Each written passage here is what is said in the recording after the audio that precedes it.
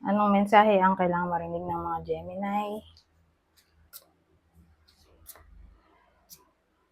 mula November 1 to 15, 2024? Pwedeng nangyayari na to o mangyayari pa lang. Kung hindi man para sa inyo, itong magiging reading, di baka para sa someone na malapit sa inyo o sa someone na kakilala nyo mismo.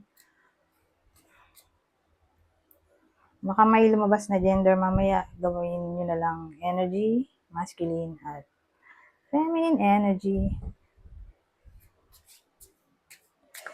Pwede rin naman na huwag nyo nang pansinin yung gender. Hindi ko masasabi kung anong magiging reading, kung positive ba o negative. Depende sa kung anong mapipick up kong energy. Kung hindi man mag-resonate sa inyo to, edi adjust nyo na lang ang video, hanapin nyo to kung hindi pa rin dito na ito ang last.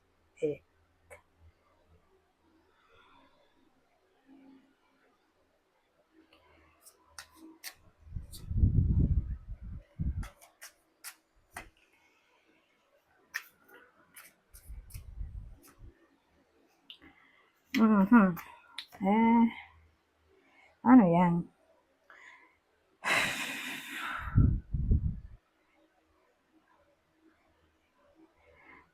Walang bida dito.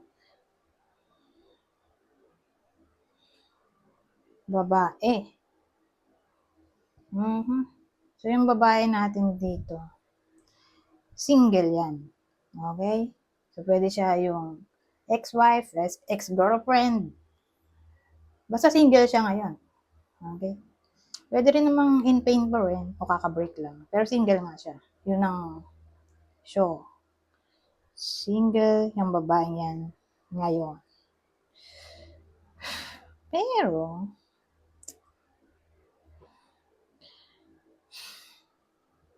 ano kaya nangyari dito sa babaeng to?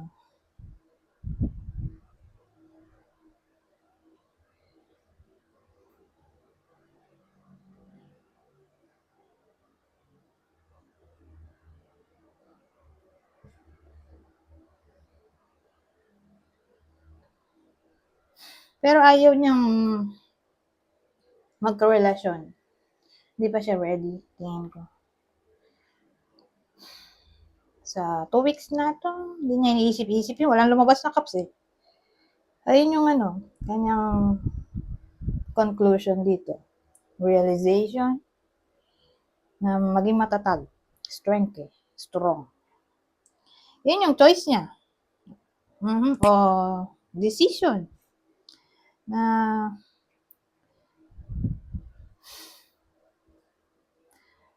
maging single pa rin. Mag-focus na lang sa trabaho o sa ibang bagay kaysa i-focus ang sarili sa paghahanap ng makakarelasyon. So, ang babae nating single dito ay strong. Okay? Yung Gemini. Wala sa isip niya magkarelasyon sa ngayon. So, kung di man kayo to, baka someone na malapit sa inyo, anak nyo, magulang nyo, kapatid, kaibigan, best friend, ka-workmate, anyone na malapit sa inyo. So, ang bilis ng reading. Ito na tayo sa susunod.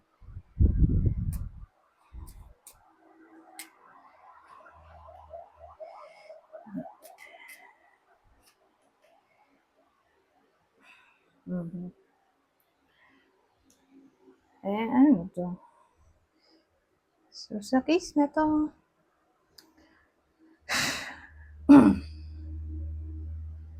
ang dating sa akin, may someone na maaaring makatanggap ng mensahe. Para ba siyang good news. Okay? Good news yung laman ng mensahe. Siguro ito ay pwedeng may kinalaman sa new opportunity. O magiging successful yung ginagawa niya. Magiging somewhat lucky siya o magkakaroon ng parang improvement. Okay? Sa buhay niya. Parang change in a good way. Okay? So, yun yung mensahe na matatanggap niya dito. O baka naman ano to, may matanggap siyang gift na magugustuhan niya. Kasi may gift naman na, di ba, dumadating sa buhay natin, hindi natin gusto. So, yung matatanggap niyang gift, probably gusto niya talaga. Magugustuhan niya. Mm-hmm. O baka praise to. So, kung dito literally, gift na mahahawakan ng iba sa inyo, edi praise. So, paano ba praise, di ba? Magagalak ka kasi may pupuri sa iyo. So, may magagawang maganda yung iba sa inyo na pupurihin sila. Siyempre, mas saya yun. No? Nakakataba ng puso. Mm-hmm.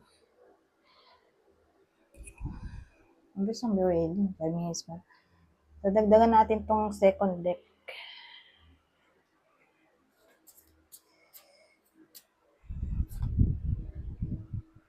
Oh! May mga naglalayag dito pero ano to? So, ang dating sa akin, may iba sa inyo na maglalagalag. Kasi mag-isa lang to eh. Ito naman, traveling in general. Mag-isa lang. So, mag-isa lang magta-travel yung iba sa inyo. Ewan ko kung saan pupunta yung iba sa inyo. Siguro uuwi. Diba? Uuwi sa hometown. Sila lang mag-isa. Siguro may a-attendan na celebration, occasion, festivities. O ewan ko kung ano yung pupuntahan niya. Pero mag-isa lang yung iba sa inyo na maglalakbay. Wala siyang kasama. Hindi ko lang nga kung saan siya pupunta. Depende. So, pwedeng kayo mismo to o mahal nyo sa buhay. Maglalakbay mag-isa.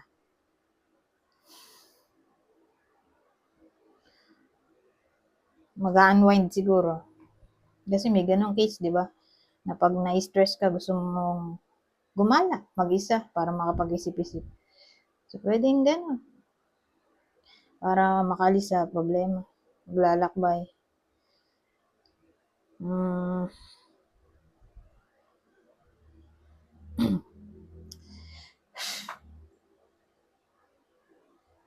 O magiging somewhat unpredictable.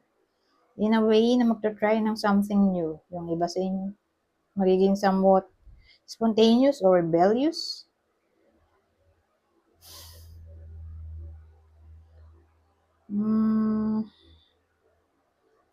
Yun. Yun lang naisip ko. Kaya lang, 8 minutes, sige. Doon na tayo sa pangatlong deck, sa last na.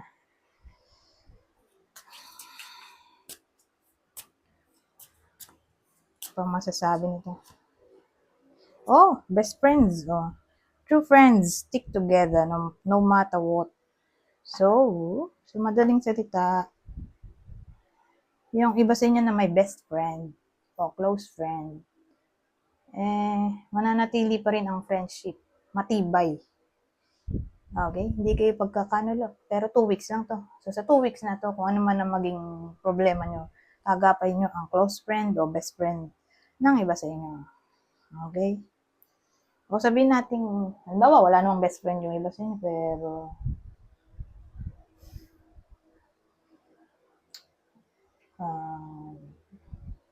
may makikilala silang someone new. Okay? Parang newfound friend sa week na to. 2 weeks to eh. Kasi November 1 to 15. So, yung newfound friend na yun, magto-turn bilang best friend someday.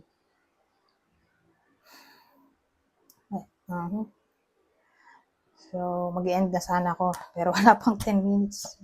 Isakto na natin tong 10 minutes. Kasi kailangan natin watch time, share. When you share, everyone feels happy. So, and encourage ang generosity. Sa 2 weeks na to. Pag-share daw ng blessing, believe in yourself. See yourself doing well and you will. Sa madaling salita, maniwala lang daw sa kakayahan ng iba sa inyo. Huwag pagdudahan Magtiwala sa sarili. Water. Drink more water and eat foods with water in them, such as fresh fruits and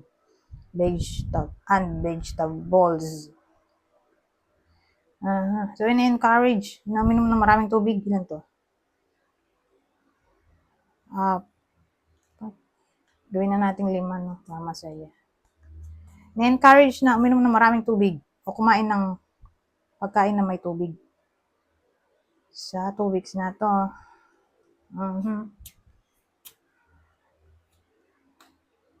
Ayan.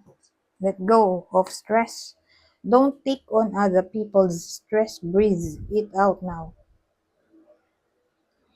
So, sa madaling sita, huwag stressin ang sarili sa mga kung sino-sino. Ilayo ang sarili sa mga taong nagkukos ng drama. Kaya pala ito yung sabi ko, mag-unwind yung iba sa inyo. So, malaki talaga ang chance na may stress yung iba sa inyo at yun ang magiging way ng pag-release ng stress ay paglalakbay. Pero overall, in-encourage nga na huwag stressin ang sarili. Kasi sabi dito, let go of stress. O let go na talaga ng toxic people kasi sila na rin naman nagkukos ng stress. Kung kaya.